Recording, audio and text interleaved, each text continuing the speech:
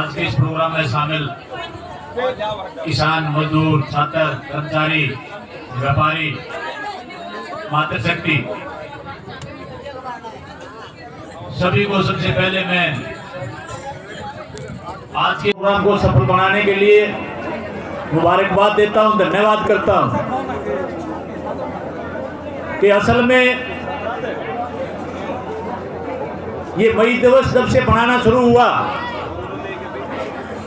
जिसका प्रोग्राम की जरूरत महसूस की गई, जहां से आज एक बार फिर भारत के अंदर वो दौर की शुरुआत दिखाई पड़ रही है। 1886 से पहले पूरी दुनिया के अंदर कोई काम के घंटे निश्चित नहीं थे। मजदूरों को, किसानों को कोई वेतन निर्धारित नहीं था। मेडिकल के नाम पे, ग्रेजुएटी के नाम पे कोई भी सुविधाएं किसी भी प्रकार की कहीं मिलती नहीं थी पूरी दुनिया के अंदर। और मालिक और मजदूर सिर्फ दो रिश्ते थे। पूरे तरीके से मालिक मनमानी करते थे और उनके खिलाफ धीरे धीरे धीरे धीरे जो आवाज बुलंद होनी शुरू हुई, जिस प्रकार आज भारत के अंदर 2014 से जो धीरे धीरे धीरे धीरे शुरुआत हुई,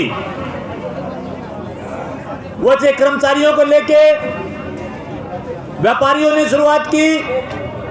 और अब एक समय आ गया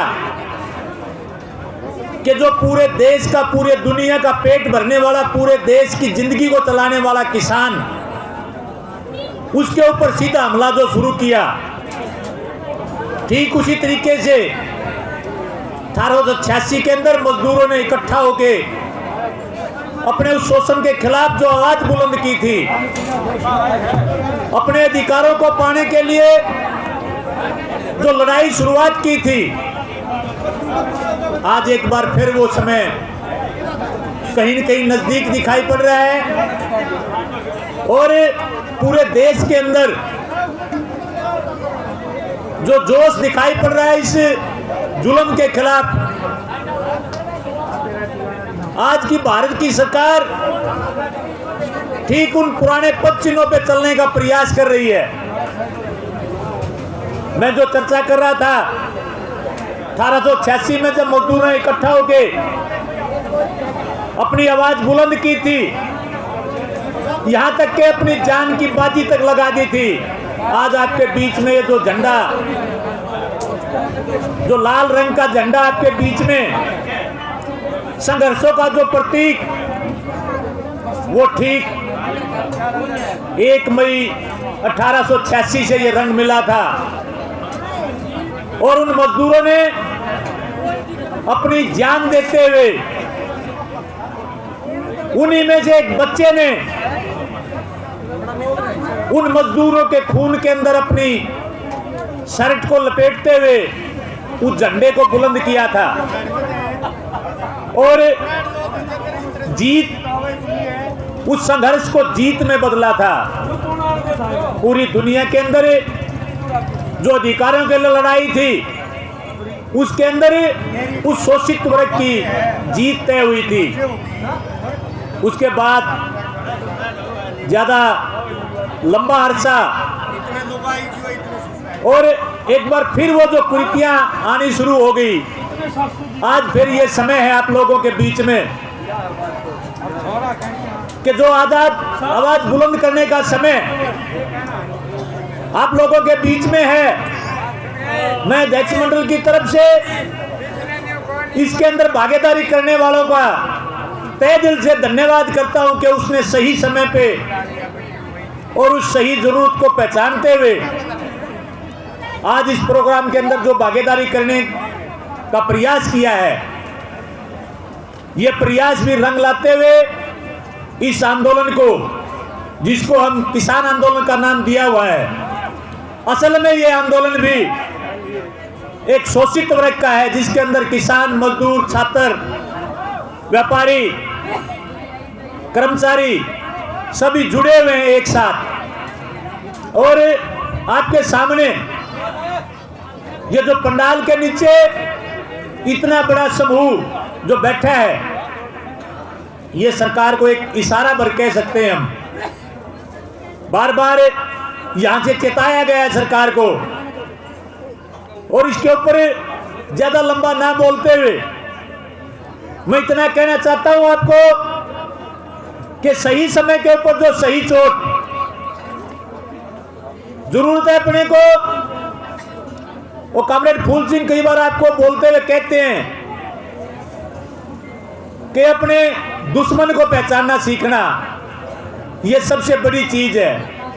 अपने बीच में जो वर्ग भेद पैदा किए गए हैं, उन दूरियों को मिटाना। कई बार हम सोचते हैं कि यह आंदोलन इतने लंबे समय से चला हुआ है, पंजाब में तो 6 महीने हो चुके हैं, और दिसंबर के बाद पूरे देश के अंदर, 26 नवंबर के बाद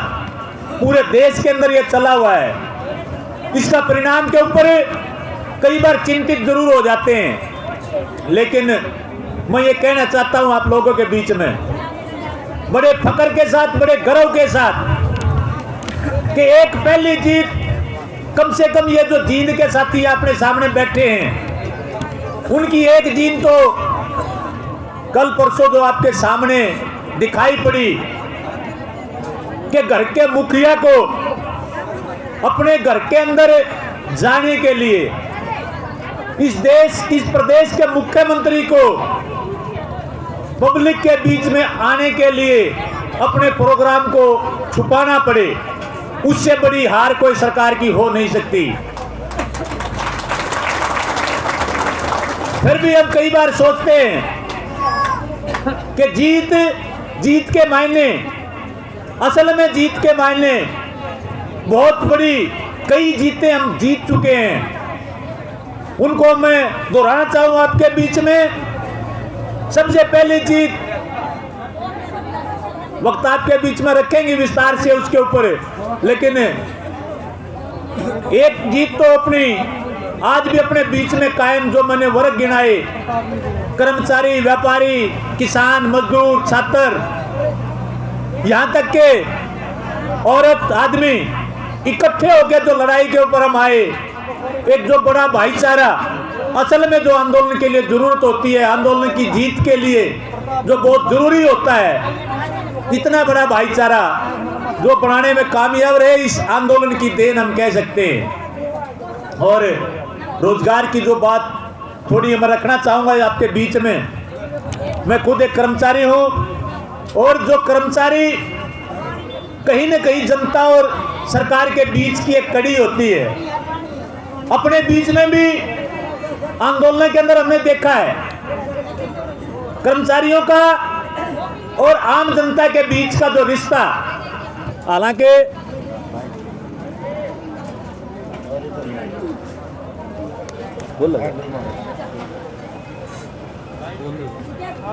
आम जनता और कर्मचारियों के बीच में आंदोलन करते हुए हमने जो महसूस किया, काफी लंबे समय तक आंदोलन से जुड़ा रहा, मैं भी आम जनता के बीच में जाकर भी हमने अपने वक्तव्य रखे, आंदोलन के बारे में बताया, लेकिन कहीं न कहीं अपनी बात समझाने में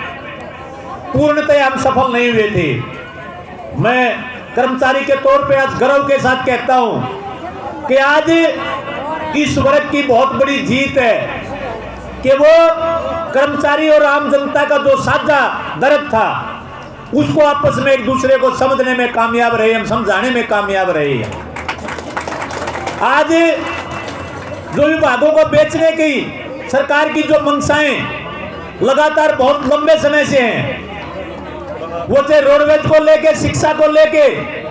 या बिजली पानी के विभाग जितने भी जो आम जनता की सुविधा के लिए खोले गए थे, उनको चंद लोगों के हाथ में देने का प्रयास लगातार सरकार करती रही है और कर्मचारी उसका विरोध करता रहा था। ये आज आम जनता भी और कर्मचारी भी एक दूसरा साझा बैठ के इकट्ठा जो समझ चुके हैं एक दूसरे का दर्द कि ये असल में ये कर्मचारी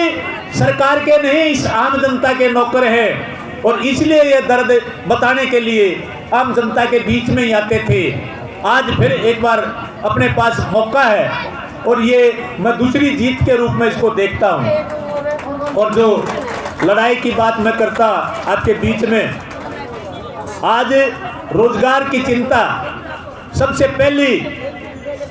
जरूरत होती है, मूलभूत जरूरत खाने के लिए रोजगार। हम रोजगार को जोड़ते नौकरी के साथ और हरियाणा में तो विशेषकर नौकरी एक यहां तक के आंदोलन का चुनाव के समय एक बड़ा मुद्दा भी रहा है। लेकिन जानकारी के लिए मैं बताना चाहता हूं आपके बीच में कि हर 10 साल के अंदर जो जनसंख्या की गिनती होती है, रोजगार की जब बात करते हैं सरकार की तरफ से एक प्रचार आता है कि जनसंख्या इतनी ज्यादा बढ़ चुकी है, सबके लिए रोजगार देना संभव नहीं है। और हम जो भोले भाले किसान, भोले भाले कर्मचारी, मजदूर, व्यापारी, वो इस बात को कहीं न कहीं मान भी लेते हैं कि इतनी बड़ी जनसंख्या के लिए रोजगार देना सरकार की बात सही है, संभव नहीं है। लेकिन जब इनका आंकड़ों का विश्लेषण करेंगे, असल में नौकरी आधारित ही जनसंख्या के ऊपर है। एक गांव के अंदर अगर 25 बच्चे एक अध्यापक की जरूरत होती है, उसी गांव के अंदर एक कंडक्टर लगा हुआ है, एक बिजली में काम कर रहा है, एक पानी के टंकी के ऊपर काम कर रहा है। अगर वहां की जनसंख्या उससे डबल हो जाए, 50 की बजाय 100 हो जाएगी, तो वो संख्या भी डबल हो जाएगी। मैं आंकड़ा बताता हूं आपको। 1981 के अंदर ये सरकार के आंकड़े बिल्कुल लिखे हुए हैं। हरियाणा की जनसंख्या 1.25 करोड़ थी, 1.25 करोड़।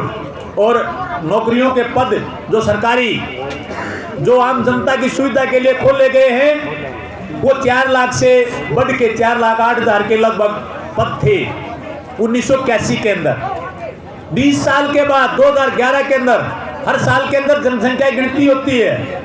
हरियाणा की जनसंख्या बढ़ के दुगनी हो चुकी थी, 2.5 करोड़ बल्कि 2.54 करोड़। आंकड़े चेक कर सकते हैं आजकल तो भाई साहब, ये नौजवान बच्चे अरे बैठे बैठे देख ले नेट के ऊपर मोबाइल खोल के। 2.54 करोड़ जनसंख्या होगी थी हरियाणा की। लेकिन बड़े अफसोस की बात मैं कहना चाहता हूं आपके बीच में, पदों की संख्या 4,08,000 से घटा दी गई थी, 4 लाख से भी नीचे आ गई थी। पदों को समाप्त कर दिया गया, जबकि संख्या के हिसाब से पद बढ़ के 8 लाख हो जाने चाहिए थे। उसके अनुरूप आज अगर हरियाणा के अंदर 8 लाख सरकारी नौकरियां दी जाएं, मैं नहीं समझता कि कहीं हरियाणा के अंदर कोई ऐसी स्थिति हो कि कोई आंदोलन की स्थिति पैदा हो या कोई बेरोजगारी की संख्या ज्यादा संख्या में रही। ये आंकड़े आप लोगों के बीच में मैं इसलिए बताना चाहता हूं कि आज अपने बीच में जो समूह जो इकट्ठा हमने एक दूसरे के दर्द को समझते हुए साझा किया है, दोबारा फिर सरकार की तरफ से आपके बीच में इस टाइप का प्रयास किया जा सकता है। इस ताकत को तोड़ने के लिए आपके बीच में लगातार आपका तजुर्बा भी रहा है कि सरकार ने जो जो हथकंडे अपनाए, वो जो खालिस्तानी कह के, पाकिस्तानी कह के, या किसानों का आंदोलन की बजाय एक वर्ग विशेष का, जाटों का आंदोलन कह के, या दूसरे पता नहीं भांति भांति के हरियाणा पंजाब का सरदारों का नाम लेके जो आंदोलन का तोड़ने का प्रयास किया गया है, ठीक इसी तरीके से अपने ये कर्मचारी और आम जनता का, मैंने कहा जो एक कड़ी बीच में छोटी ही खाई, उसको बहुत बड़ा बढ़ाने का प्रयास सरकार एक बार फिर कर सकती है। और इसको भी हमने आपस में समझना पड़ेगा और एक दूसरे के दर्द को आपस में समझते हुए मैं आज के इस प्रोग्राम का शुभारंभ करते हैं। और आने वाले वक्ता आपके बीच में रखेंगे बात। मैं आप लोगों ने जो बोलने का समय दिया, एक बार फिर सर्व कर्मचारी संघ की तरफ से, ऐसे अध्यक्ष मंडल की तरफ से सभी का धन्यवाद करते हुए स्वागत करता हूँ। जय एकता, जय संघर्ष।